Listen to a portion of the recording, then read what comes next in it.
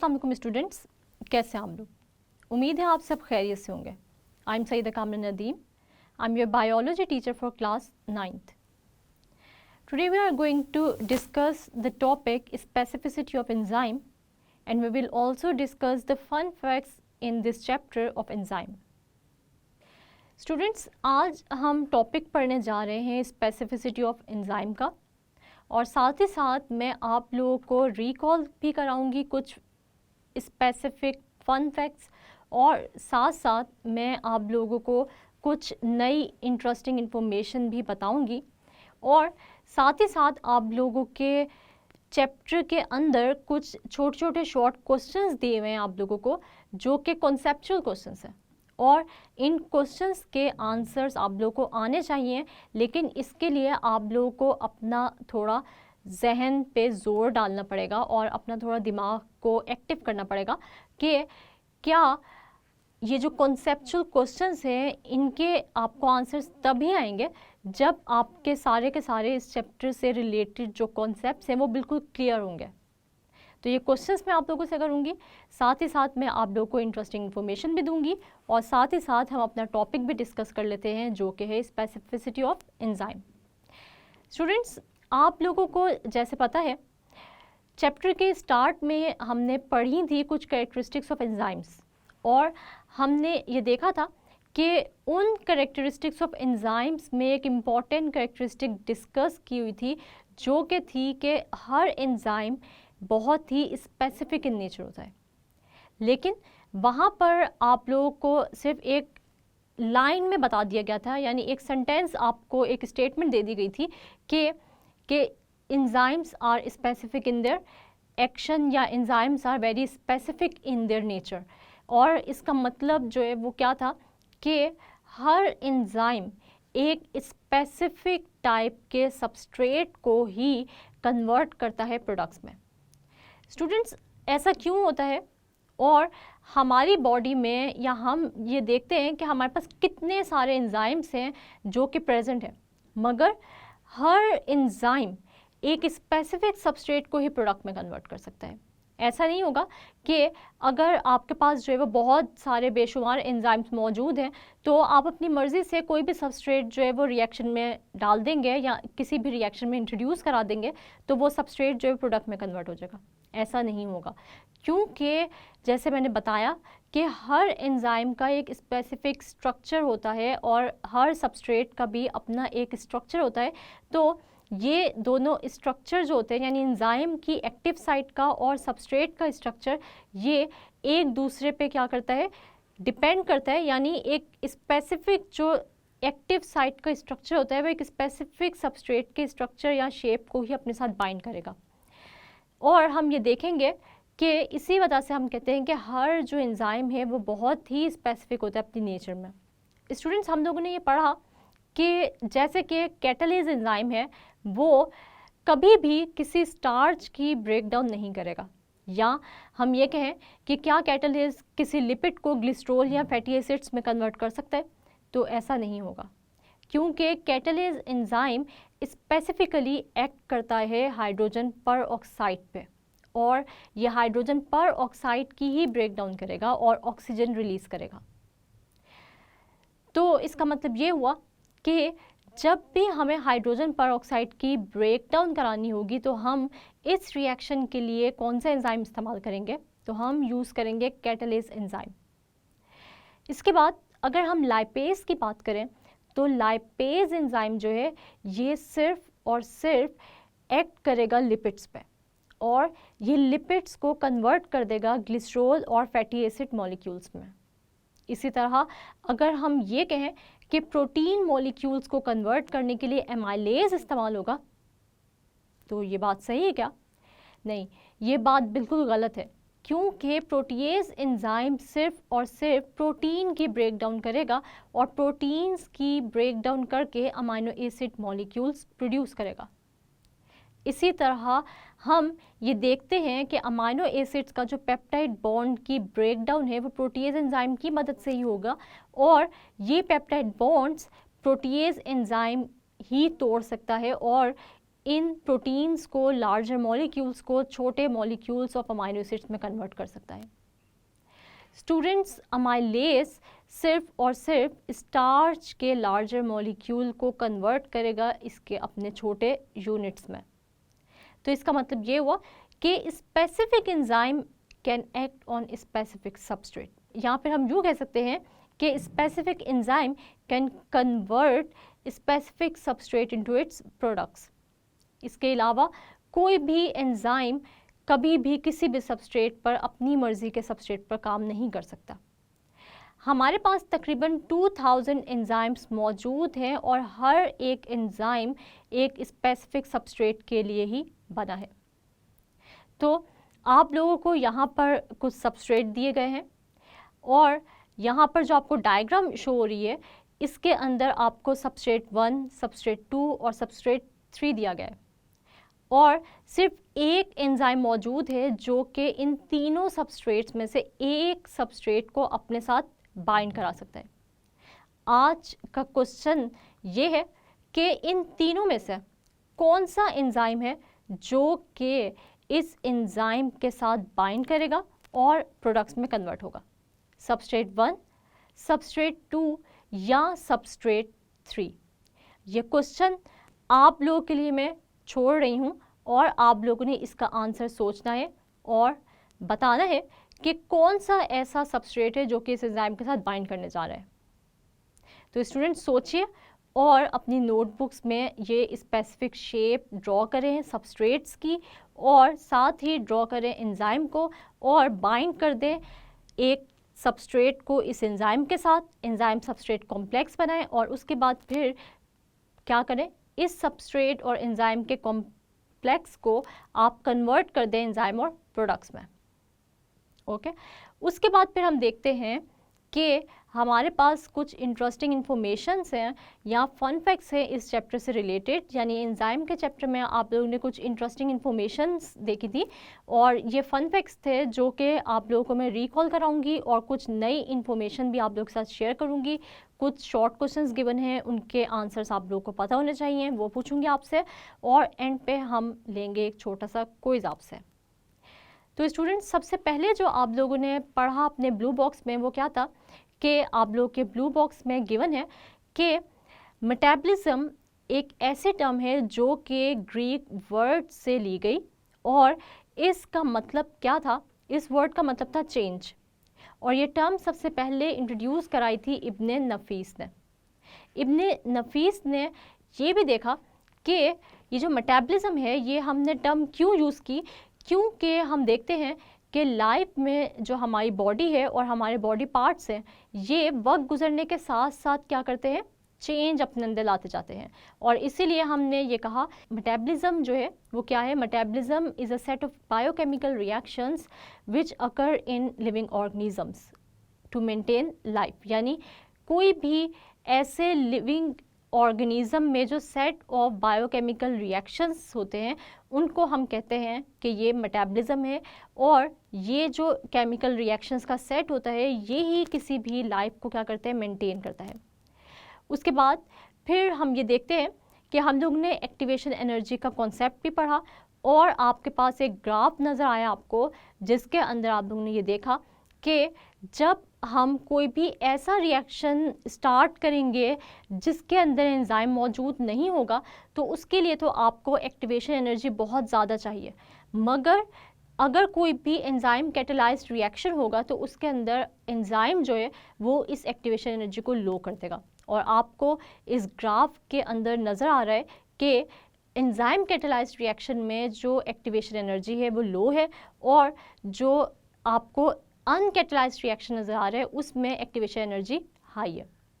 इसके बाद आप लोगों के पास दो स्टेटमेंट्स हैं और इन स्टेटमेंट्स के बारे में क्वेश्चन किया गया है कि इन दोनों स्टेटमेंट्स में से कौन सी स्टेटमेंट जो है वो ठीक है। तो हम ये देखते हैं कि पहली स्टेटमेंट क्या है कि ऑल कैटलिस्ट आर एंजाइम्स और दूसरी स्टेटमेंट जो है वो क्या है कि ऑल एंजाइम्स आर कैटलिस्ट। तो इनमें से आपको कौन सी जो स्टेटमेंट है वो ठीक लग रही है कि क्या जितने भी एंजाइम्स होते हैं वो कैटलिस्ट होते हैं, यानी सारे के सारे एंजाइम्स जो हैं वो कैटलिस्ट है, यानी स्पीड अप करते हैं केमिकल रिएक्शन को, या फिर जितने भी कैटलिस्ट हैं वो एंजाइम्स हैं। तो हम ये देखते हैं इनमें से कौन सी स्टेटमेंट ठीक है। वो स्टेटमेंट है कि जितने भी एंजाइम्स होते हैं वो कैटलिस्ट होते हैं और वो स्पीड अप करते हैं केमिकल रिएक्शन को, लेकिन जितने भी कैटलिस्ट हैं उनका ज़रूरी नहीं है कि वो एंजाइम इन नेचर हों। इसी तरह आप लोग को एक और जो इंटरेस्टिंग इन्फॉर्मेशन दी गई वो ये है कि एंजाइम्स जो हैं वो ऐसे बायोकेमिकल सब्सटेंसेस होते हैं जो कि ऑर्गेनिक इन नेचर हैं और ये प्रोटीन इन नेचर होते हैं, प्रोटीन से बने होते हैं। इनका स्ट्रक्चर जो है वो 3 डायमेंशनल ग्लोब्यूलर स्ट्रक्चर होता है। फिर आपको ये भी बताया गया, एक और जो इंटरेस्टिंग इन्फॉर्मेशन है वो हमारे पास ये है कि हम ये देखते हैं कि सिर्फ और सिर्फ प्रोटीन जो है ये एक ऐसा केमिकल कंपाउंड नहीं है या एक ऐसा न्यूट्रिएंट नहीं है जो कि कैटलिस्ट के तौर पे इस्तेमाल होता है, बल्कि हम ये देखते हैं कि आरएनए भी जो है वो भी एक ऐसा केमिकल सब्सटेंस है जो कि क्या करता है, ये भी स्पीड अप कर सकता है केमिकल रिएक्शन को, और कुछ केमिकल रिएक्शंस में एज अ कैटलिस्ट जो है वो आरएनए भी इस्तेमाल होता है। इसके बाद फिर हमने ये देखा कि डाइजेशन जो है वो एक ऐसा केमिकल रिएक्शन होता है जो कि लार्जर मॉलिक्यूल्स को स्मॉल मॉलिक्यूल्स में कन्वर्ट करता है, और डाइजेशन का प्रोसेस भी एंजाइम्स के बगैर पॉसिबल नहीं होता, क्योंकि हम ये देखते हैं कि हमने एग्जांपल पढ़ी पेप्सिन एंजाइम की जो कि गैस्ट्रिक जूस में प्रेजेंट होता है और ये हमेशा एसिडिक एनवायरनमेंट में मैक्सिमम एक्टिविटी शो करता है। और हमने ये भी पढ़ा कि जो इसकी पीएच है, जो कि इसकी ऑप्टिमम पीएच है पेप्सिन की, वो है 1.5 से 1.6, और ये इसकी ऑप्टिमम पीएच है। इसका मतलब ये है कि 1.5 से 1.6 पीएच पर पेप्सिन एंजाइम जो होता है वो मैक्सिमम एक्टिविटी शो करता है और मैक्सिमम प्रोटीन्स को अमाइनो एसिड्स में डाइजेस्ट करता है, या फिर हम यूँ कह सकते हैं कि मैक्सिमम ये डाइजेशन कर सकता है प्रोटीन्स की ऑन पीएच ऑफ 1.5 to 1.6। इसके अलावा फिर हम लोगों ने जो है वो एक और जो पीएच ऑप्टिमम पीएच देखी डिफरेंट एंजाइम्स की, जिसके अंदर हम लोगों ने पढ़ा कि लाइपेज एंजाइम जो होता है वो 4 to 5 पीएच पर अपनी मैक्सिमम एक्टिविटी शो करता है। ट्रिप्सिन एंजाइम जो कि स्मॉल इंटेस्टाइन में प्रेजेंट होता है वो अपनी एक्टिविटी जो है वो अल्कलाइन पीएच वैल्यू पर, यानी हम देखते हैं 7 से ऊपर पीएच पर जो है मैक्सिमम शो करेगा अपनी एक्टिविटी। इसके अलावा फिर एक और जो आपको बताया गया ऑप्टिमम टेम्परेचर के बारे में कि वो टेम्परेचर जिसके ऊपर कोई भी एंजाइम अपनी मैक्सिमम एक्टिविटी शो करता है उसको हम कहते हैं उसका ऑप्टिमम टेम्परेचर। तो हमारी ह्यूमन बॉडी का ऑप्टिमम टेम्परेचर क्या है, 37 डिग्री सेंटीग्रेड, और इस टेम्परेचर पर हमारे एंजाइम्स जो है वो अपनी मैक्सिमम एक्टिविटी शो करते हैं। लेकिन हम ये देखते हैं कि अगर हम बर्ड्स के एग्जाम्पल लें तो बर्ड्स से रिलेटेड आप लोगों से एक क्वेश्चन किया गया है, और वो क्वेश्चन क्या है, वो शॉर्ट क्वेश्चन ये है कि बर्ड्स की जो ऑप्टिमम टेम्परेचर है बर्ड्स का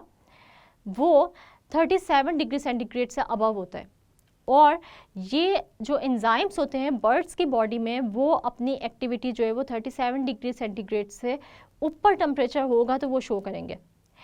लेकिन अब आपसे यहाँ पे क्वेश्चन किया गया है कि क्या बर्ड्स के एंजाइम्स में ये कैपेबिलिटी होती है कि अगर हम 37 डिग्री सेंटीग्रेड से जो है वो टेम्परेचर को कम कर दें तो क्या वो अपनी एक्टिविटी शो करेंगे। तो हम ये देखेंगे कि अगर हम 37 डिग्री सेंटीग्रेड से ऊपर टेम्परेचर रखेंगे तो एंजाइम्स ऑफ बर्ड्स जो हैं वो तो मैक्सिमम एक्टिविटी शो करेंगे, लेकिन अगर हम वो ऑप्टिमम टेम्परेचर जो कि बर्ड्स की बॉडी का है यानी 37 डिग्री सेंटीग्रेड से अबव, अगर हम इससे कम टेम्परेचर करेंगे तो ये जो इनके जितने भी केमिकल रिएक्शंस होंगे उनका रेट क्या हो जाएगा, लो हो जाएगा, क्योंकि इनके एंजाइम्स जो है वो डीनेचर होना शुरू हो जाएंगे। इसके बाद फिर हम लोगों ने और जो इंटरेस्टिंग इन्फॉर्मेशन आप लोगों के साथ शेयर की वो ये थी कि हर एंजाइम जो है वो बहुत ही स्पेसिफिक होते हैं अपने एक्शन में, और हमने देखा कि कैटालेज एंजाइम हमेशा हाइड्रोजन परऑक्साइड के ब्रेक डाउन करेगा, लाइपेज एंजाइम्स जो होंगे वो हमेशा लिपिड्स के ब्रेक डाउन करेंगे ग्लिसरॉल और फैटी एसिड्स में, प्रोटीन्स जो होंगे वो प्रोटीएज एंजाइम से ही ब्रेक डाउन होंगे, और हम देखते हैं कि अमाइलेज एंजाइम स्टार्च की ब्रेक डाउन करेगा। इसके अलावा स्टूडेंट्स हमने एक और जो इंटरेस्टिंग इन्फॉर्मेशन देखी वो ये थी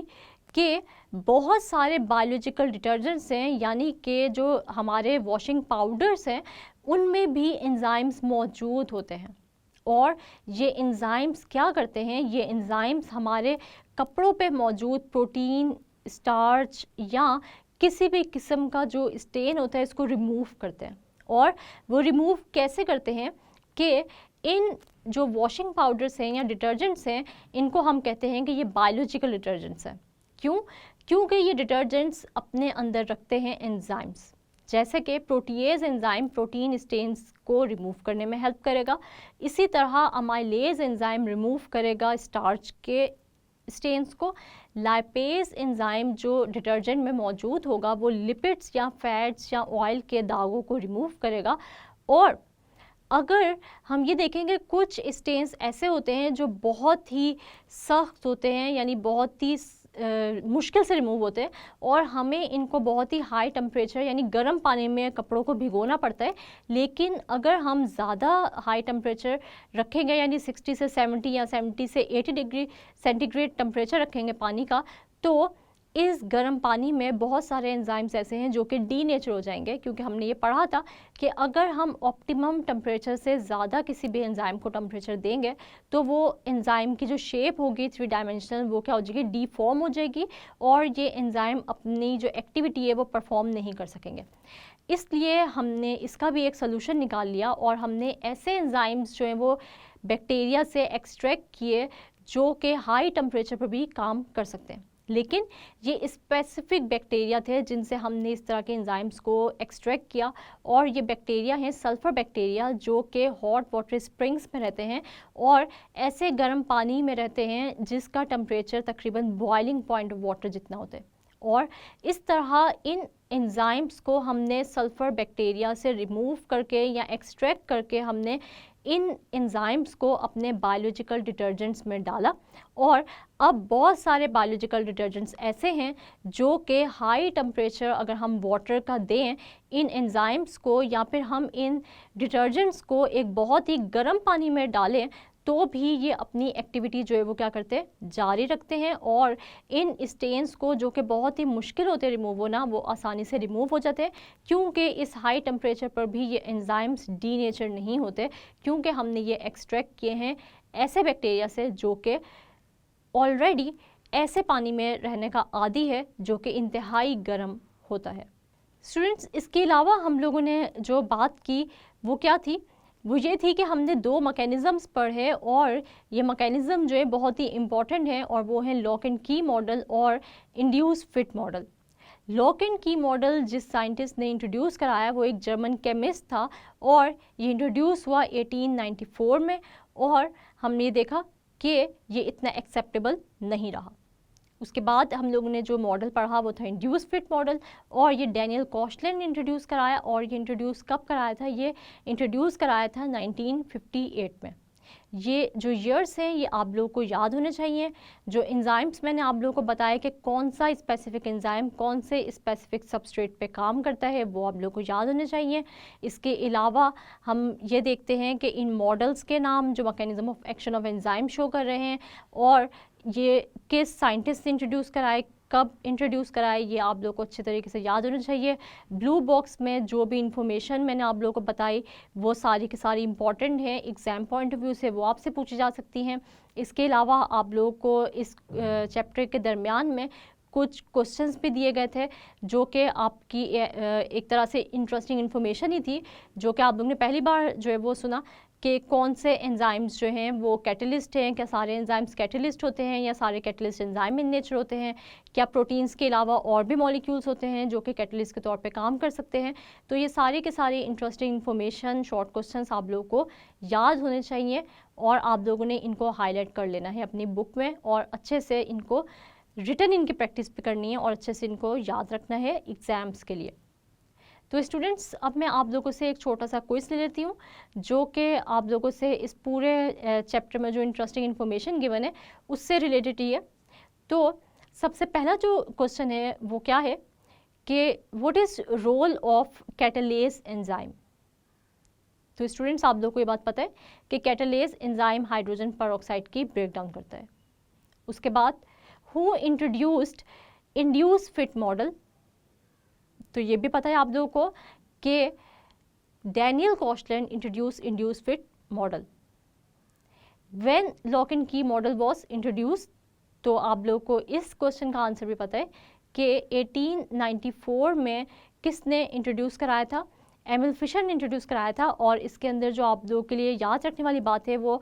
इस मॉडल का जो ईयर ऑफ इंट्रोडक्शन है वो भी है, और साथ साथ जो साइंटिस्ट है उसका नाम भी है जो आप लोगों ने याद रखना है। इसके बाद फिर what is saturation of active sites, तो इसका आंसर क्या है कि जब भी active sites of all enzymes fully occupy हो जाएंगी तो मज़ीद सबस्ट्रेट जो है वो बाइंड नहीं कर सकता एक्टिव साइट्स ऑफ एंजाइम्स के साथ, और रेट ऑफ रिएक्शन जो है वो क्या हो जाएगा, स्टॉप हो जाएगा। और इस पॉइंट को हम क्या कहेंगे, हम इस पॉइंट को कहेंगे कि ये सैचुरेशन ऑफ एक्टिव साइट्स है, मतलब मज़ीद एक्टिव साइट्स के साथ सबस्ट्रेट बाइंड नहीं कर सकते।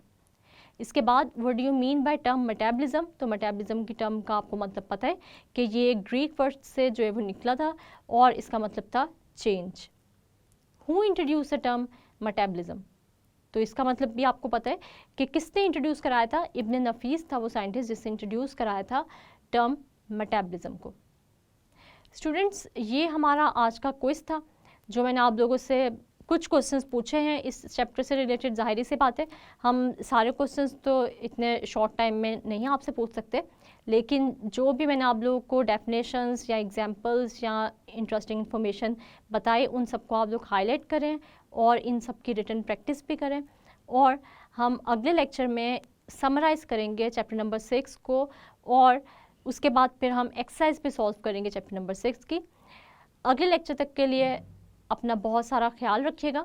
और मुझे दुआओं में याद रखिएगा, और साथ साथ जो भी आज के लेक्चर में मैंने आप लोगों को बताया उन सबको भी याद रखिएगा और एक दफ़ा रिटन प्रैक्टिस भी कीजिएगा। तब तक के लिए अल्लाह हाफिज़। स्टूडेंट्स, आज हम लोग ने डिस्कस किया कि किस तरह स्पेसिफिक एंजाइम्स स्पेसिफिक सबस्ट्रेट पर ही एक्ट करते हैं। हमने एग्जांपल्स पढ़ी कि कौन से स्पेसिफिक एंजाइम्स हैं जो कि स्पेसिफिक सबस्ट्रेट को प्रोडक्ट में कन्वर्ट करेंगे, और इन स्पेसिफिक एंजाइम के साथ अगर कोई भी सबस्ट्रेट आके लग जाएगा तो वो प्रोडक्ट में कन्वर्ट नहीं हो सकता, क्योंकि एक स्पेसिफिक सबस्ट्रेट को रिकॉग्नाइज करने के लिए एक स्पेसिफिक एंजाइम होना ज़रूरी है। तो फिर ये एंजाइम अपनी एक्टिव साइट के साथ इस स्पेसिफिक सबस्ट्रेट को बाइंड करेगा और प्रोडक्ट में कन्वर्ट करेगा। इसके साथ साथ हमने इंटरेस्टिंग इन्फॉर्मेशंस भी देखी जो कि आपके एंजाइम के चैप्टर में गिवन है और आपकी नॉलेज में इजाफा करती हैं। इन इंटरेस्टिंग इन्फॉर्मेशन या फन फैक्ट्स को आपने याद रखना है, क्योंकि इन साइड बॉक्सेस से आपसे कोई भी क्वेश्चन किया जा सकता है। स्टूडेंट्स, उम्मीद है आप लोगों को आज के लेक्चर की अच्छे से समझ आ गई होगी। नेक्स्ट लेक्चर तक के लिए अपना बहुत सारा ख्याल रखिएगा और मुझे दुआओं में याद रखिएगा। अल्लाह हाफिज़।